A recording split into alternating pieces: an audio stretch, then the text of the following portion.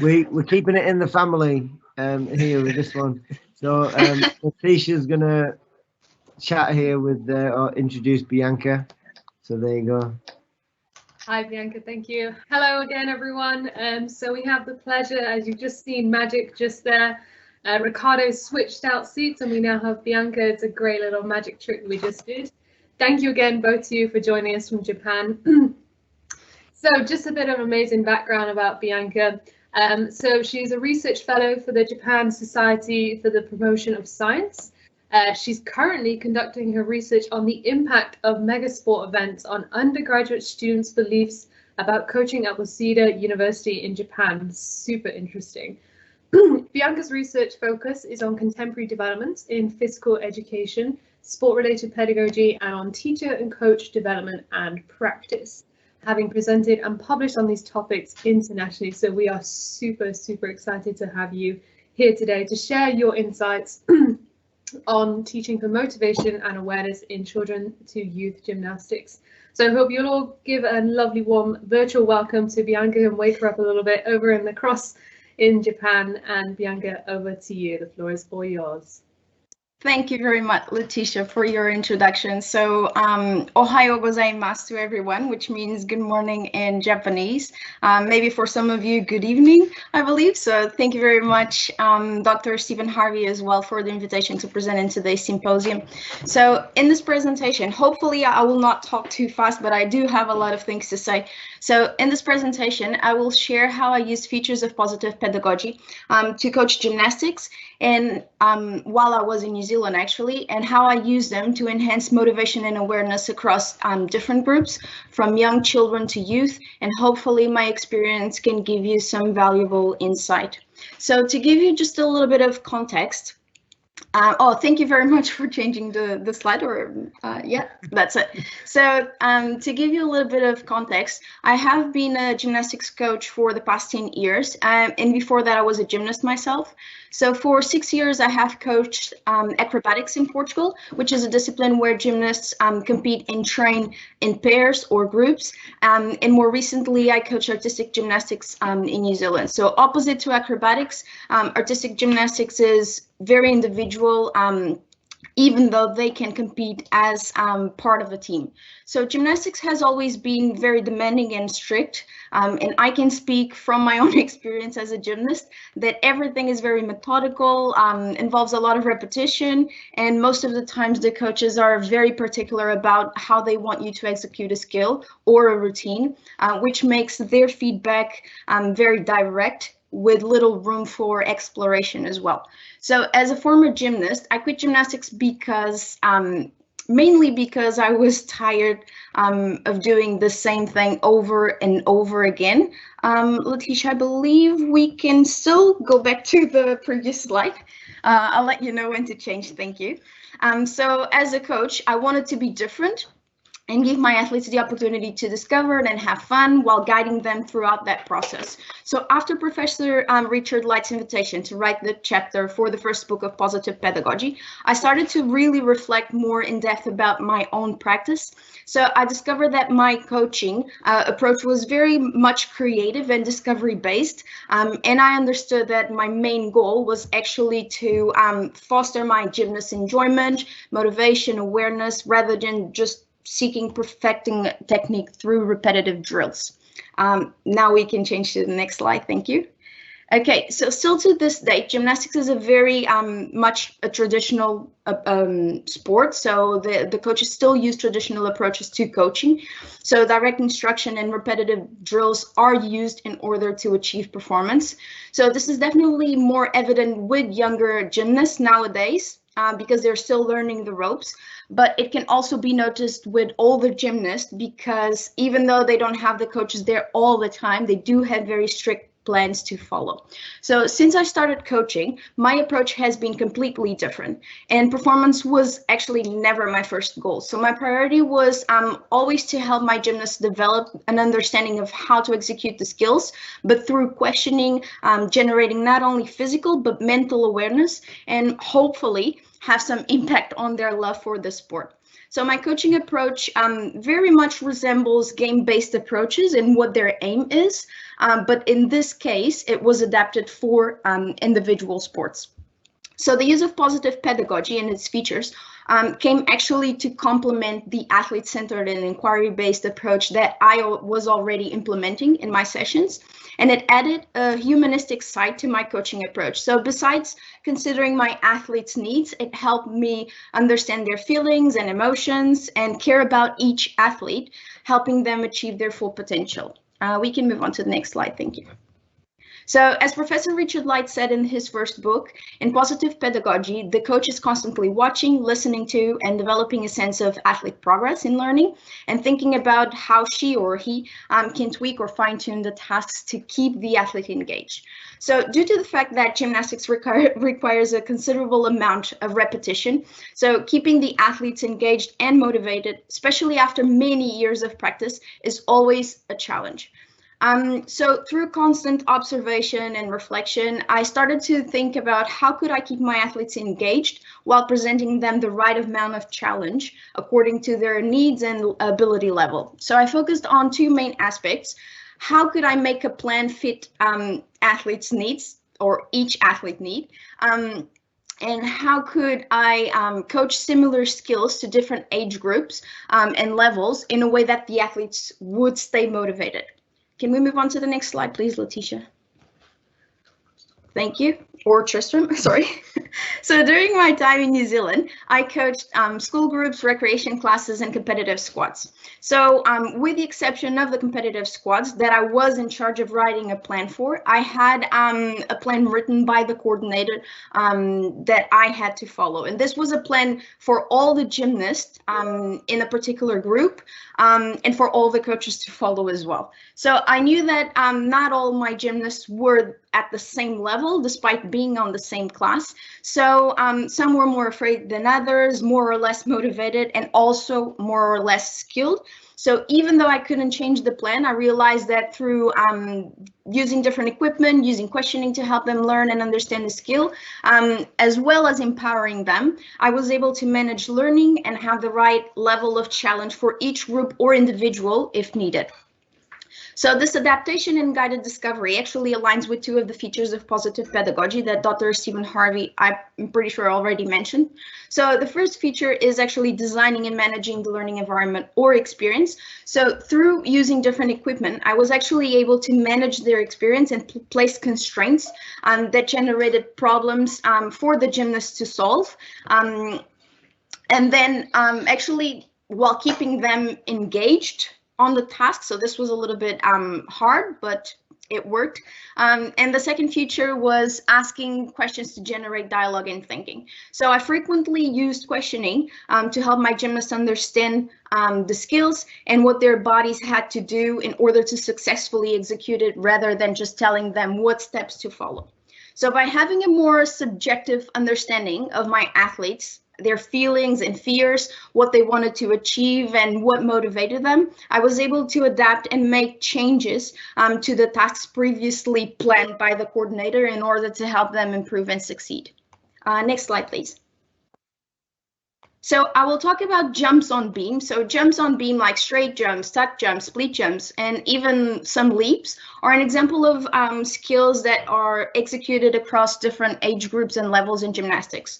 So for that reason, and due to the fact that beam is one of the most challenging apparatus to the gymnast to execute, because you're walking on a 10-centimeter wood plank, pretty much, and consequently is one of the most challenging apparatus for the coaches to coach as well. I chose to reflect about these skills and how, as a coach, I was able to coach them across different levels of ability by using an athlete-centered, inquiry-based approach enhanced by features of positive pedagogy to keep the gymnast engaged and appropriately challenge them. Next slide, please. So to help me adapt my coaching to each group and individual, I set different goals. So it was important to keep in mind what the priority was in order to provide the right amount of challenge and guidance to each gymnast. So the school groups would usually come once a week and for a period of 6 weeks. So the groups were mixed gender and most of the students were not gymnasts. So for that reason, and because my goal was not performance, but development, I set as my short-term goal, generate a positive environment to foster motivation to learn, and as a long-term goal, to help the students improve their skill as much as possible within that time frame of 6 weeks. Next slide, please. So the advanced recreation groups were usually a mix of girls that moved up from the recreation classes and older pre-adolescent girls that were considered too old to be in those classes. So the challenge here was to coach them the same skills in different ways, accounting for their actual perceived needs, potential limitations, and level of understanding as well. So due to this, I kept similar short-term goals, such as having fun and enjoying learning, but I set as my long-term goal to guide the gymnasts during during their discovery process through the use of questioning. Lastly, for the competitive squads, the main goal here was actually to improve the skills in order to be prepared for competitions. But however, and actually, despite the fact that I had higher expectations regarding their improvement, this was only possible through fostering their motivation. So these athletes trained between 4 to 6 hours per week. So providing a positive and engaging environment went pretty much hand in hand with skill development. So it is important to note that across different groups, one of my main goals was to foster enjoyment to generate a positive environment for the gymnasts that could in turn keep them motivated, engaged, and ultimately help them improve, which also aligns with features of positive pedagogy. Next slide, please. So as the goals differed from group to group, so did the strategies I used. So as I said, in the school groups, most of the students were not gymnasts, and for some of them was actually their first time doing gymnastics. So because I didn't know them that well, giving them the power to choose, for example, the beam that they wanted to do a skill on was actually crucial. So because it was their choice and it was not imposed by me, they were more comfortable in trying, increasing their chances of success. So this also triggered a chain effect. So by seeing their peers try the skill on higher beams, the students actually that were initially more afraid were more prone to try as well. So I did rely on direct instruction a few times for safety reasons. So failing was not actually the problem. I actually wanted them to learn from failure, but direct instruction here I used to prevent them from getting hurt. So for example, I used to tell them to keep their feet tied, one slightly in front of the other when landing, and just a simple instruction prevented many times the younger gymnasts from what we call splitting the beam and being afraid of trying that skill ever again. So in addition to this, the use of extra equipment was crucial to generate awareness and limit the amount of direct instruction, but it was also a way to do it in a fun and engaging manner. So my main strategy for this group was definitely be aware of their feelings and fears and empowering them by giving them the opportunity to choose. Can we move on to the next slide, please? So here's an example of how adding extra equipment can raise the challenge and at the same time foster motivation. So can we please start the video but advance to 1 minute and 31 seconds, please?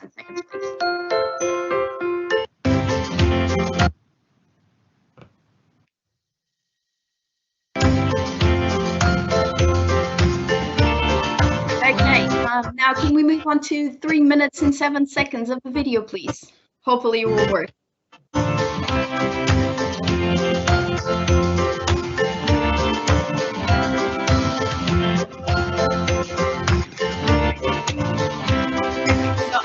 Stop the video, Tristan. Thank you very much.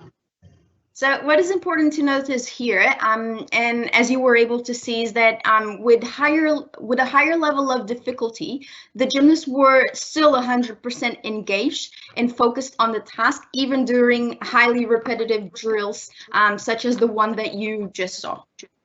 We can move on to the next slide. So my strategy for the advanced recreation groups was slightly different. So with this group, I used questioning and raised the challenge by letting the gymnasts connect different jumps. So the aim of the questioning was to stimulate thinking and promote dialogue between the athletes themselves and between the athletes and me as a coach. So as the level of understanding of this group was definitely higher than the school groups, the use of questioning here was very important to give them some sense of autonomy and trust as well. So the questions I used were open-ended questions, and most of the time started by what and why and how. And this was to allow a range of different answers to come up. So an example of that could be, for example, what are the most important things you need to pay attention when executing a split jump, for example. So after the question and after letting them discuss, I would let the gymnasts talk about and find possible solutions, and then I would let them try and test if their solution worked. So if it didn't, then we would work a little bit longer on that skill, and then we would do it the same thing. So I would ask again a question, I would let them come up with an answer or a solution or an action plan, and then put that into practice. So the gymnasts felt that they were very much in charge of their own success, actually, and this kept them motivated when repetition was actually inevitable. Next slide, please. Now, lastly, for the competitive squad, my main strategy was actually to take a back seat and give the athletes most of the control of their learning. So the use of questioning, video, and have the athletes help each other transferred most of the control of the class to the gymnasts themselves. So even though they had a plan to follow, they were the ones managing that plan and working more or less on each skill as needed. So the gymnasts would record each other's skills and would analyze it together. So they would see if the skill was being properly executed or if it had to be worked on. And my main role here was to just make questions that could generate reflection and discussion. And of course, because we're talking about gymnastics, I would help them if needed. So only if their mistakes could potentially lead to serious injury, I would use direct instruction to correct them. So this usually happened with skills with higher difficulty levels, such as, for example, back handsprings or back walkovers on the beam. Next slide, please. So I would just like to summarize this session by saying that positive experiences of learning and positive emotions like fun and joy, they did form the base for my gymnast development and passion for the sport, and it did set the tone for their level of commitment. I do believe that because I saw that change, and consequently to their development and improvement as gymnasts as well. So using positive pedagogy actually allowed me to foster learning through experience while promoting a positive learning environment and challenging each individual instead of just focusing on that plan or just developing them as a group. So more importantly, it actually made me more aware of my athletes' feelings and their individual needs and goals as well, because that's important to keep in mind. And adding a more humanistic side to my coaching approach and implementing features of positive pedagogy, allied with features of game-based approaches, helped me enhance my athletes' awareness, problem-solving ability, motivation, and ultimately performance, even though that was not the main goal for the non-competitive squads. Next and last slide. So thank you very much for your attention and feel free to ask questions. So hopefully I stayed on time. Bianca, thank you so much. I feel like you packed so much information in that presentation, and I tried to do that, Letitia. I feel so inspired. So we have a question in the chat as well, and I have a question for you as well, but I'll start with the chat. And this topic has come up quite a lot over the course of the day. So the question is, how do you deal with pushy parents in gymnastics? Now, this question comes from Natalie, who follows up the question with a bit of context to this. She says, I coach in a circus environment. Parents can be brutal on what they want for their children and not what the child wants. So I think you're probably the best person to answer this. I'm not sure if I'm the best person, but I believe I can give you my opinion in regards to that. So let me say that, first of all, that is a really good question and a real problem in gymnastics. And I believe that that's a real problem as well in most of the individual sports, I would say, because parents are pretty much focused on their child. So in gymnastics, what I did, not knowing if that was the correct answer or not, I would usually have once a month, kind of like a quick reunion or meeting with the parents, and they could actually tell me their concerns.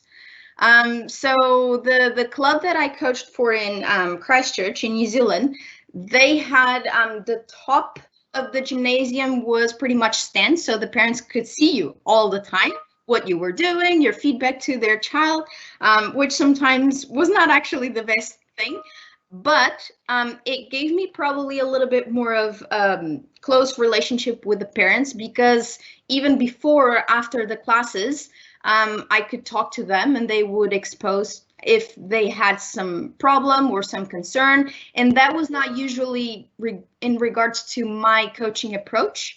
It was about something that they wanted their child to learn, and we could work around that, or something that was actually going on outside of gymnastics. So yeah, not sure if that I answered that, but having a good relationship with the parents is actually a really good help when it comes to just letting you coach. Good response, Bianca. And then we have a final question. We'll leave this as our last question. Yep. It's from Brian. He asks, would you consider having someone from your competitive squad mentor other members from a different group as a way to promote more control of learning as well as community building? Great question, Brian. That is a very great question. Sorry. I would consider that. I didn't actually do it just because most of the times the time that the competitive squads would train would not actually match the recreation classes or the school groups. So the school groups would come during school hours. So this would be like 9 a.m. And sometimes the competitive squads would not be at the gym, so they would be at school. So that wouldn't happen.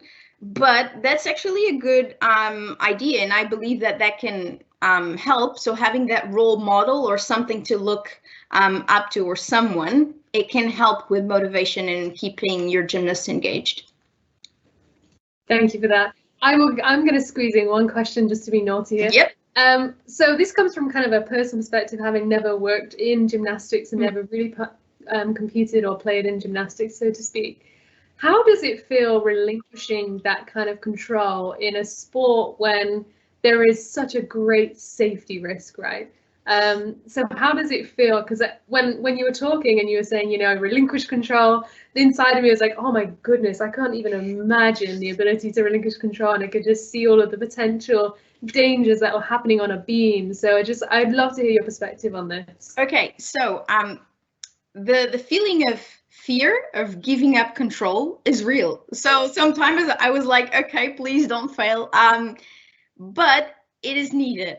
So the thing here is the basic skills, if they are actually acquired in a way that the students can be safe, you usually don't have a problem doing that at later stages when they're older, because their body's so aware of the movement in the air that they can, for example, if they're falling, they can fall in a safe way. So that's not actually the problem. Sometimes the older gymnasts are not my problem. Most of the times it's the younger ones or the intermediate ones that they want to really try, but they don't have the basics for it. So sometimes you do need to stop and tell them exactly what you want, just for the sake of their safety. And then you could just let them explore or use equipment to help you modify it a little bit, so they think they are in control, but they are not actually. So yeah, that's what we usually do. I appreciate that. Thank you. Thank you very much for your questions, and thank you for your time. No, thank you, Bianca and Ricardo. Thank you so much for joining us in the wee hours in Japan. We really appreciate you both sharing your breakfast and coffee with us and sharing your ultimate wisdom. We really, truly appreciate it. So thank you. Thank you very much for joining us today, and wishing you a wonderful rest of your day. And thank you. So we'll probably stay a little bit longer. If someone else has some more questions, we'll still be available. Perfect. Thank you so much for that. Thank you very much, Letitia. Thank you.